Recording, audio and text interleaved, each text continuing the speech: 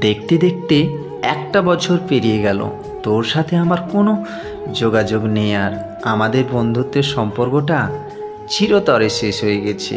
দূরত্বটা আজ আমাদের মধ্যে অনেকখানি।